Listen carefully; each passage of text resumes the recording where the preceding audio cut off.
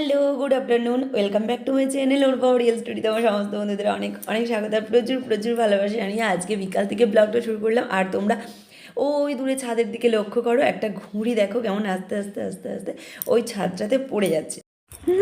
ছাদে এসেছি, এসে দেখছি একটা ঘুড়ি উড়ে উড়ে উড়ে উড়ে পড়ছে। তোমাদেরকে দেখিয়ে দিলাম, ওই ছাদটাই পড়লো।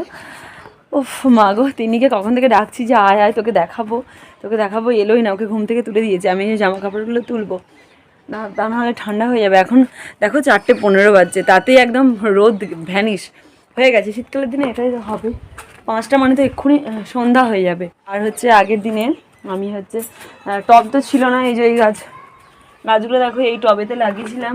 টবে বলতে পলিথিনে লাগিয়েছিলাম। এই যে দেখো এই টবগুলো কিনে নিয়ে এখানে হচ্ছে 5 আর 4 9টা টব আছে। এ দেখো এই টব হচ্ছে 5টা আছে, আর এই যে ভিতরে হচ্ছে একটু ছোটো ছোটো সাইজের 4টে আছে। তো এই 9টা টবের মধ্যে আমি গাছগুলো লাগাবো। এই যে এক একটা টবেতে দেখো 2টো করে গাছ লাগানো আছে। তার কারণ হচ্ছে টবের সংখ্যা কম, গাছের পরিমাণটা বেশি, সেই কারণে। এই যে এখানে দেখো ডালিয়া আর জুঁই ফুল একটা টবে লাগানো আছে। এই যে তো এরকম একটা টবে 2টো করে গাছ যেগুলো লাগানো আছে সেগুলো সব ট্রান্সফার করতে হবে। ওই জন্য আমি টবগুলো এনেছি। আজকে কখন যে আমি করবো, মানে কখন যে লাগাবো জানি না।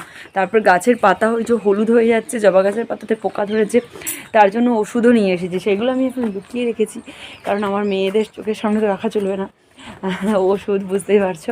ওই জন্য লুকিয়ে রেখেছি, যখন লাগাবো গাছে দেবো তখন হচ্ছে বের করব। আমি এখন জামা কাপড় দিনের বেলা, বুঝতেই পারছো 4টে বাজতে না বাজতে একদম সন্ধ্যা হয়ে যাবে। তার আগে জামা কাপড়গুলো না যদি তুলে নিই তাহলে কী হবে বলো তো, ঠান্ডা পড়তে মানে শিশির পড়তে শুরু করে দেবে, তাহলে জামা কাপড়গুলো একদম ঠান্ডা হয়ে যাবে। আর তোমাদেরকে একটা কথা অনেকদিন ধরে ভাবছি কিন্তু বলা আর হচ্ছে না। এই কথা বলতে যাই তো ওই কথা বলা হয় না। অনেকেই জানো তো বন্ধুরা, আমার ব্লগ ভিডিও বা আমার ভিডিও দেখতে ভয় পায়। অচেনা কেউ না, অনেক চেনাশোনা আছে, তো তাদের মধ্যে অনেকে ভয় পায়। তো কেন, কি ধারা না, সমস্ত কিছু তোমাদের কাছে ভিডিওতেই বলবো। আমি দেখো ছাদ থেকে নিচে চলে এসেছি, তিন্নিকে ঘুম থেকে তুলে খাইয়ে তাকে শীতের ড্রেস ফ্রেস সমস্ত কিছু পরিয়ে হচ্ছে নিয়ে চলে এসেছি ছাদে। ছাদে আমি হচ্ছে গাছ লাগাবো, তার সাথে এই যে গাছের ওষুধ কিনে নিয়ে এসেছি। তোমাদেরকে তো বললাম ওষুধগুলো কিনে নিয়ে এসেছিলাম, আগের দিন বাজারে গিয়েছিলাম। ওষুধ বলতে বিষাক্ত কিছু না, মানে গাছের পাতা হলুদ হয়ে যাচ্ছে, আর জবা গাছে জানো তো পোকা লেগেছে। তো সেই পোকাগুলো শুধু জবা গাছে লেগেছে, মানে জবা গাছের পোকাগুলো মারলেই যে হবে তা কিন্তু না, তার সাথে সমস্ত গাছেতেই তো পোকাগুলো চলে যাবে। ওই জন্য সব গাছেতেই দিতে হবে সেরকম ধরনের ওষুধ আমি নিয়ে এসেছি। মানে সারের দোকান হয় না, তো সেই সারের দোকানে বলে ওষুধ নিয়ে এসেছি। তো সেটাই দেখো এরকম স্প্রে বোতলে করে দিচ্ছি। এই বোতলটা হচ্ছে আমার যখন পার্লার ছিল তখন এই স্প্রে বোতলটা আমার কাজে লাগতো, কিন্তু এখন তো আর পার্লারে কাজ করি না, ওই জন্য এখন গাছে ওষুধ দেওয়ার কাজে লাগিয়ে দিলাম। আর ওষুধটা প্যাকেট কেটে যে বাকি ওষুধগুলো রয়ে গেল না, ওগুলো আমি দেখো এই যে ছোট্ট একটা ছাদ আছে ওই ছাদের ওপরে তুলে রাখলাম, যেহেতু এখানে তিন্নি আছে, তিন্নি হাতটা দিয়ে দেবে সেই কারণে। আমাকে বলেছিল 2টো প্যাকেটই একটা বালতির মধ্যে গুলবে, 1 লিটার জল নেবে, 2টো প্যাকেটই মিশিয়ে দেবে। কিন্তু এক বালতি মানে 1 বালতি বলছি 1 লিটার জলেতে গুলে আমি অত কি করব ওষুধ বলো। ওই জন্য আমি ছোট্ট একটু বোতলে পরিমাণ মতো একদম খুব কম পরিমাণে ওষুধ গুলে এই পাতাতে এরকমভাবে স্প্রে করে দিচ্ছি। আর আজকে জল দেবো না, বলেছিল আমাকে বিকালের দিকে অথবা সন্ধ্যার দিকে দিতে, তো আমি সেরকমই করছি। জলটা আমি কালকে দেবো গাছে, ঠিক আছে। আর দেখো তিন্নি ঘুরছে, আমি তিন্নিকে বারবার বলছি একটু পিছিয়ে যাও, সে সামনেই চলে আসছে। যাই হোক, ওকে আমি দূরে রেখে রেখে ওষুধগুলো দিয়ে দিয়েছিলাম। আর হ্যাঁ, ভিডিও শুরুতে বললাম না যে আমার ভিডিও বা আমার ব্লগ দেখতে অনেকে ভয় পায়। ভয় পাওয়ার কারণ কি জানো বন্ধুরা, শুধু ভিডিও দেখতে না, একটা লাইক দিতেও ভয় পায়। তবে সবার কথা বলছি না আমি, যারা ভয় পায় শুধুমাত্র তাদের কথা বলছি। আর তারা যখন ব্লগটা দেখবে তারা তো আরও ভয় পেয়ে যাবে, কী ব্যাপার, কী করে কী জানলো।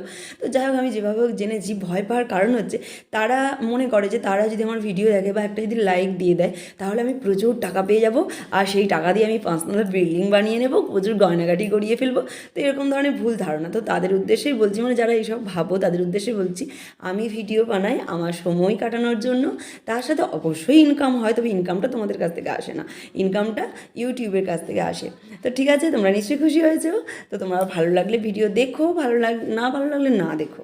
তো চলো এবারে দেখো আমি একদম চলে এসেছি সন্ধ্যাবেলা, মেয়েদেরকে পড়াচ্ছি। আর হ্যাঁ, সবাই কিন্তু এই কথার গায়ে মাখবে না, আমি কিন্তু তাদেরকেই বলেছি যারা ভয় পায়, ঠিক আছে, যাতে না ভয় পাও সেই কারণেই বললাম।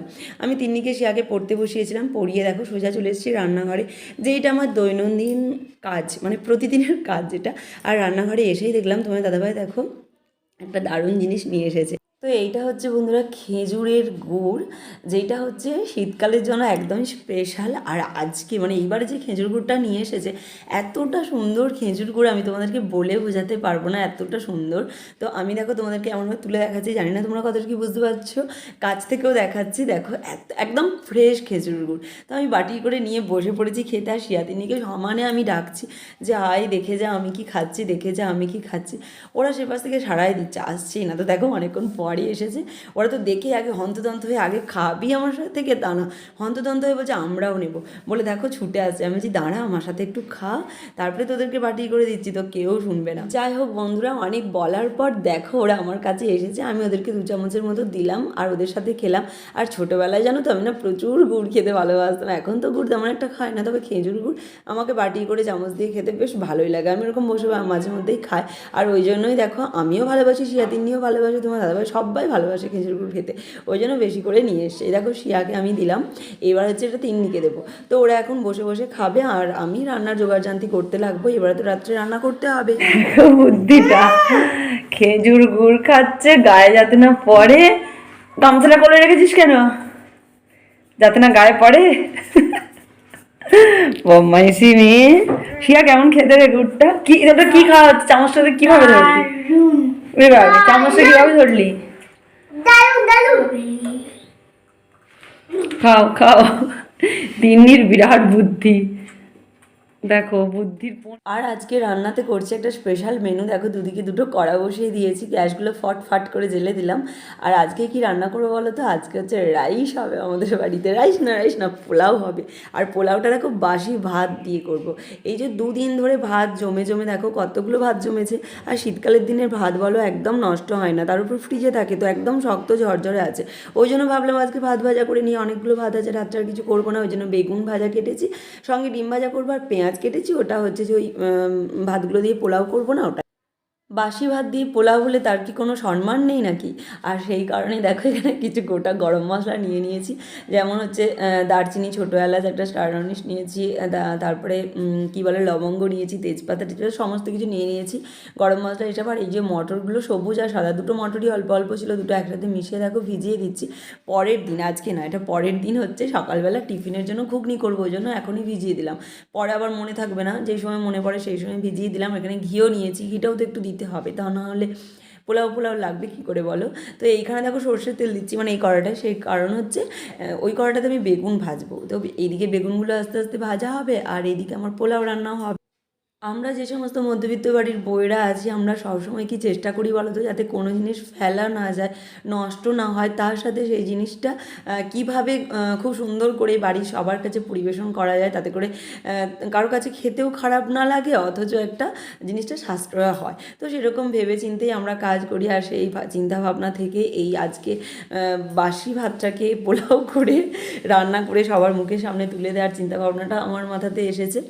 আর দেখো এই যে কড়াতে সাদা তেলটা গরম হয়ে যেতে আমি গরম মশলাগুলো তো রেডি করে রেখেছিলাম, আর ওই একটা ছোট্ট হামালদিস্তা আছে না, ওর মধ্যে দিয়ে একটু থেঁতে করে নিয়েছি গরম মশলাগুলো নিয়ে, দেখো আমি একটু নাড়াচাড়া করে বেশ সুন্দর একটা মিষ্টি গন্ধ বেরোতেই যেই ভাজা হয়ে গেল, ওপর থেকে পেঁয়াজ আর টমেটো কুচি দিয়ে দিলাম।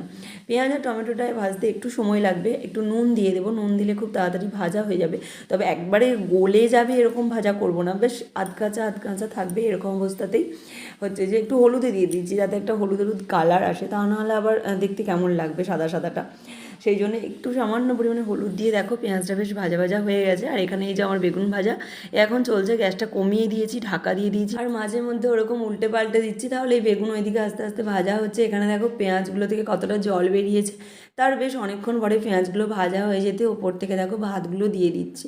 আর ভাতগুলো যেহেতু ফ্রিজে ছিল অনেকটাই শক্ত হয়ে গেছে, ওই জন্য সুবিধা হবে। আর একটা কথা, ভাত ভাজার আগে কিন্তু কড়া, মানে এরকম অ্যালুমিনিয়ামের কড়া হলে একদম ভালো করে গরম করে নিতে হবে, যদি ভাত চিটিয়ে যায় কড়াতে তাহলে পোলাও হবে না, ঘ্যাঁট হয়ে যাবে। বুঝতেই পারছো তো, সাবধান কিন্তু ভাত ভাজার সময় অবশ্যই কড়াটাকে ভালো করে তাতিয়ে নিতে হবে, তা নাহলে ভাত ভাজা হবে না, ঘ্যাঁট ভাজা হয়ে যাবে। তো এখানে দেখো আমার ভাত ভাজা একদম কমপ্লিট হয়ে গেছে, আর এত সুন্দর গন্ধ বেরোচ্ছে তোমাদেরকে বলে বোঝাতে পারবো না। শীতকালের দিনে ভাত যদি বাসি হয়ে যায়, তোমরা এরকমভাবে একদিন করে দেখো, তাহলেই বুঝতে পারবে এতটা টেস্টি হয় আর কত সুন্দর একটা সেন্ট আসে, মনে হয় যেন সত্যি কথাই আমরা কোনো বড় রেস্টুরেন্টে বসে পোলাও খাচ্ছি, ভুলেই যাবে যে বাসি ভাত ছিল বলে। আর এইদিকে দেখো অল্প একটু ঘি ছিল, ঘি আছে অন্য কৌটোতে আছে, কিন্তু এই কৌটোটাতে অল্প একটু ছিল। আর যেহেতু শীতকাল তলাতে বসে গেছে বলে বুদ্ধিটা দেখো কেমন, গরম ভাত দুটি ভেতরে ঢুকিয়ে কয়েক মিনিট এরকম ঝাঁকিয়ে নিয়ে দেখো ভাতগুলো ঢেলে দিলাম, দেখো ঘিয়ে শিশে একদম পরিষ্কার হয়ে গেল, এতটুকু ঘি লেগে নেই। এইটা যদি আমি আঙুল দিয়ে কি চামচ দিয়ে বের করতে যেতাম, এত সুন্দরভাবে বেরোতো না। তো একটুও ঘি কেন আমি নষ্ট করবো বলো, সব জিনিসটাই তো সাশ্রয় করতে হবে, তাই না? তোমরা আমার থেকে শিখে নাও কীভাবে সাশ্রয় করতে হয়। তো যাই হোক, ভাত ভাজা মানে পোলাও হয়ে গেল, বেগুন ভাজা হয়ে গেছে, আর বেশি নেই। দেখো কত বাসন পড়েছে, দেখে কি ভাবছো এই কোটি বাসন? মোটেই না, প্রচুর বাসন পড়ে গেছে। একটা ডিম সিদ্ধ করতে দিচ্ছি, আমরা তিনজনে ভাজা খাবো, তোমার দাদাভাই ভাজা খায় না, ওর আবার ভাজা খেলে পেটে লাগে, ওই জন্য হচ্ছে সেদ্ধ খাবে। আর গ্যাস এখন মুছছি না, পোলাওটা ওখানেই বসানো আছে, যদি খেতে দেরি হয় তাহলে পোলাওটা আবার একটু গরম করে নিতে পারবো, ওই জন্য কড়াটা ওখানেই বসিয়ে রাখলাম আর বাসন ধুতে চলে এলাম। ভিডিও শুরুতে তোমাদেরকে বলছি আমার ব্লগ দেখতে অনেকে ভয় পায়, সত্যি কথায় ভয় পায়, কিন্তু কি করবো বলো, তোমাদের যদি ভয় লাগে আমার তো আর কিছু করার নেই, তোমরা দেখো আর নাই দেখো, তোমাদের ফোনের নেট তো শেষ হবেই, আর টাকা আমি পাবোই, সে যেমন করেই হোক পাবো, তোমরা দেখলেও পাবো না দেখলেও পাবো। হ্যাঁ, আর একটা কথা বারবার বলছি, আমি কিন্তু সবাইকে বলছি না, জানো আমার মানে বাড়ির পাশে অনেক দিদিভাইয়েরা আছে যারা আমার ব্লগ ভিডিও ডেলি দেখতে ভালোবাসে, তারা কিন্তু একটুও ভয় পায় না যে তারা দেখলে আমি প্রচুর টাকা পেয়ে যাব, তারা দেখলে আমার প্রচুর ইনকাম হয়ে যাবে। যাই হোক, সবাই তো আর সমান হয় না, যার যেমন মানসিকতা সে সেরকমভাবেই বুঝবে ব্যাপারগুলোকে। এখানে দেখো শিয়াতিনিকে খেতে দিয়ে দিয়েছি, খাওয়া শুরু করে দিয়েছে, আর তোমার দাদাভাই এখন খেতে বসছে না, সে এখন অন্য কিছু খাচ্ছে। তো চলো দেখবে কি খাচ্ছে সে। ভালো ভালো, হেভি হেভি। কেমন খেতে রা তিন্নি গুড়টা? ও বাবা, আসল খেজুরের রস, অস। 80 টাকা করে কিলো, এটা নাকি 3 কিলো আছে। 80 টাকা কিলো? এমনি খেজুর গুড় কত করে গো দোকানে? 70 টাকা দিচ্ছি। 70 টাকা? অনেক ভালো গুড়, একদম একেবারে পুরো খেজুরের রস। বাসি ভাতের পোলাও রান্না করে কত সাজিয়ে গুছিয়ে দেখো পোলাও খেতে দিলাম, সে এখন খেজুর গুড় বের করে খেজুর গুড় খাচ্ছে। তো যাই হোক, খাক। এখানে দেখো শিয়াতিনিকে খাইয়ে নিচ্ছি, আর আজকের ব্লগটা এখানেই শেষ করছি। Good night, tata.